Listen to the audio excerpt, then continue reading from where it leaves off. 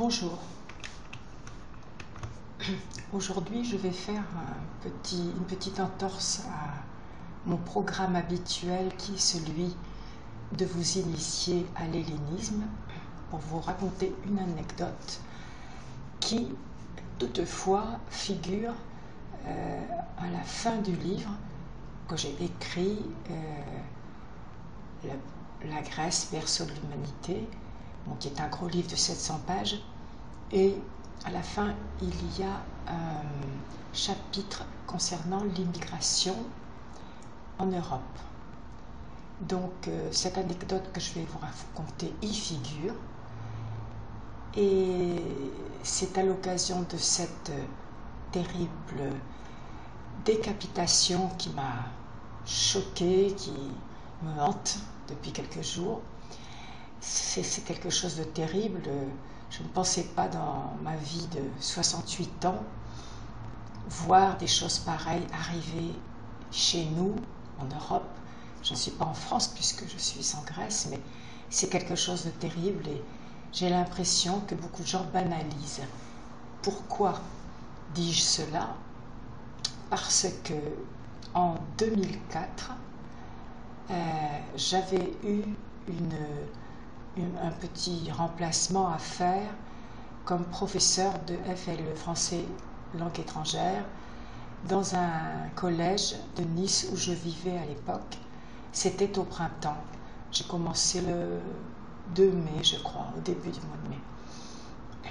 Ma classe était une classe de primo-arrivants, c'est-à-dire 10 élèves qui arrivaient directement du Maghreb.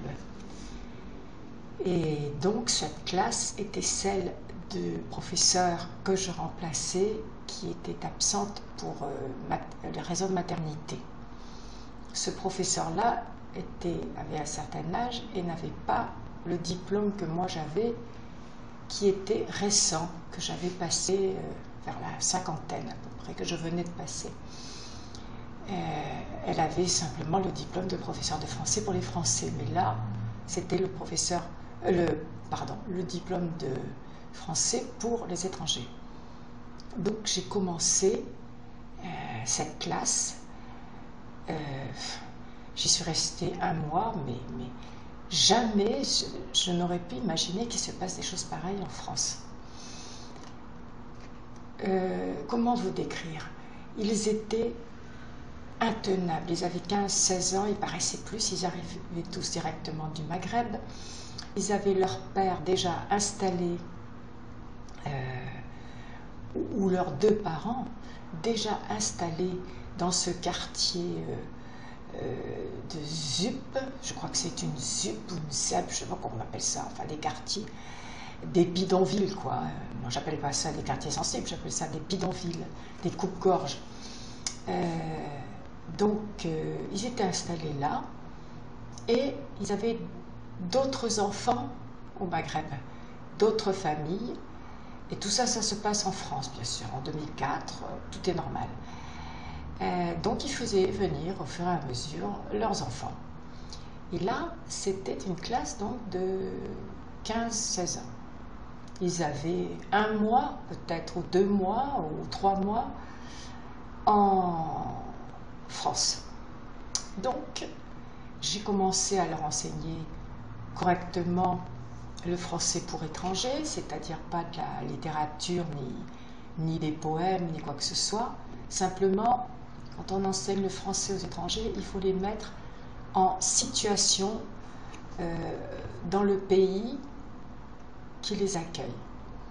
Donc, pour commencer, un jour, on avait de l'autre côté, exactement de l'autre côté de la rue où se trouvait le collège, il y avait un supermarché Leclerc.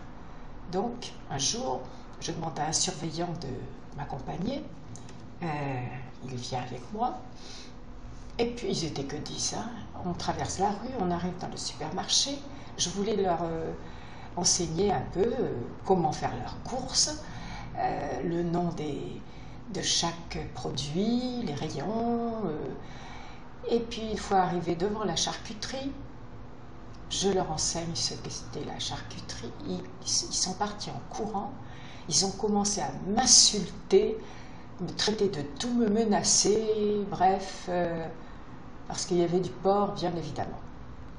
Bon, alors, je n'ai pas fait de cas, j'ai continué, je les ai récupérés avec le surveillant, et ensuite on est rentré. Ça, c'était un premier épisode. Ensuite, évidemment, tout le temps, ils étaient debout sur les tables, ils n'écoutaient pas, ils se parlaient arabe entre eux. Bref, je ne pouvais pas. Et puis, ils étaient odieux, quoi. Ils entraient, ils sortaient, ils ne demandaient pas la permission, ils faisaient n'importe quoi. On ne pouvait rien faire. Un jour, je descends à la salle des professeurs où se trouvait mon casier.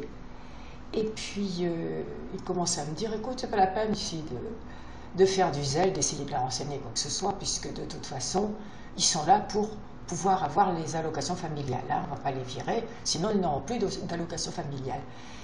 Tu prends ta paye, tu vas en vacances et tu te la fermes. Et ces professeurs étaient vraiment des jeunes, des dépravés, des dépenaillés, bref, des clochards. Bon, je continue. Le 12 mai 2004, donc, j'entre dans la classe et je les vois tous debout sur les tables, en train de sauter, de rire, de se prendre dans les bras, et ils me faisaient le signe comme ça, qu'on tranche la gorge. Du coup, ils savaient bien parler le français. Tout à coup, ça leur est revenu. Et je leur demande ce qui se passait. Ils me disent, un Américain on lui a coupé la gorge hier. C'est cet Américain entrepreneur qui avait été décapité en Irak. Un Américain, Nicolas Berg. On l'a vite oublié, on n'en a même pas parlé. Bref, moi j'ai trouvé à l'époque je n'avais pas Internet. C'était en 2004. On en a parlé à la télévision, puis c'est passé aux oubliettes. Bon, ensuite, et là c'était la fin de tout, la plus grande, elle avait déjà eu ses 16 ans, une grande homasse, vous savez, le genre, pas moche, mais grasse, là, avec des poils partout. Je ne sais pas ce que j'avais dit, peut-être je leur avais dit de se taire pour la énième fois, ne m'écoutez pas. Bref, ça l'a froissée tout à coup, elle ne pas se taire. Elle est arrivée vers moi, elle a levé sa main et elle a voulu me frapper. J'ai attrapé son bras au vol pour le baisser. Et qu'est-ce qu'elle a fait?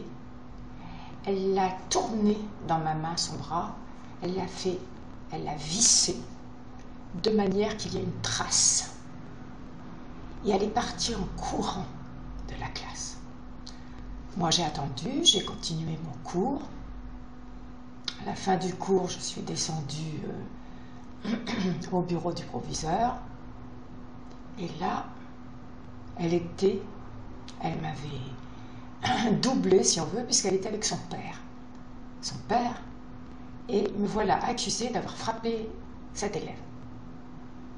Le père était un arabe qui ne parlait pas un mot de français. Alors là, du coup, je me suis adressée à lui. Je lui ai dit, avant d'avoir quelque doléance que ce soit, apprenez d'abord le français, la langue du pays qui vous accueille, sinon retournez chez vous. Alors ça lui a été traduit. Le proviseur, je l'ai regardé, je lui ai dit, je n'en ai pas fini avec vous. Il s'appelait Monsieur Cohen, c'était un juif, proviseur d'un collège de 400 élèves musulmans. On ne voit ça qu'en France, bien entendu. Je dis 400 parce qu'il y en avait 500, il y en avait une centaine qui n'étaient pas musulmans, mais qui étaient quand même africains, noirs. Bref, je suis repartie chez moi, je suis revenue, et je lui ai dit, je suis allée sans frapper dans son bureau, j'ai déchiré en 1000 morceaux mon contrat, je lui ai dit de tout, que c'était un lâche, un ennemi de la France, un minable, et autre chose, bon, sur un ton qui n'est pas celui que j'utilise en ce moment, un autre ton, bien entendu. Et entre-temps, la fille, là, avec son père, m'avait dit « On sait où est ta voiture ». Enfin, j'avais eu des menaces tout le temps, hein, tout le long de ce mois-là que j'ai fait. Même pas, 15 jours. J'avais des menaces parce que je n'étais pas une bénie oui-oui. Tout simplement. C'était affreux, c'était une horreur. Alors, évidemment, je suis rentrée chez moi, je ne les ai plus jamais revus, je n'ai plus jamais remis les pieds là-bas. J'ai porté plainte au rectorat, on s'en fichait complètement, et j'ai écrit au ministre de l'Éducation nationale, je ne sais pas qui c'était à l'époque. Ça n'a aucune importance puisqu'ils sont pareils. Il n'y en a pas un pour acheter l'autre. Donc j'ai écrit tout ce que j'avais sur le cœur en leur disant qu'ils étaient dangereux, qu'ils mettaient en danger la population française, etc., etc. Je savais que je n'aurais jamais de réponse. Mais quand j'ai vu ce qui s'est passé avec ce pauvre homme qui a été décapité, j'aurais parfaitement pu être décapité moi également, même si je n'ai pas montré de caricature de Mohamed. Ils avaient 1000 raisons de me décapiter, puisque de toute façon ils se réjouissaient de la décapitation de ce pauvre Nicolas Berg. Donc moi je n'ai plus aucune illusion sur la France. Ça fait 10 ans que j'en suis partie et j'en suis ravie. Mais voilà ce qui s'était passé donc en 2004, avec la complicité, bien entendu, du proviseur et de tous les professeurs. Maintenant, ça va être encore pire. Il doit même y avoir des professeurs qui sont eux-mêmes musulmans, bien entendu. Donc voilà ce que je voulais dire. Et je suis bien triste. Au revoir.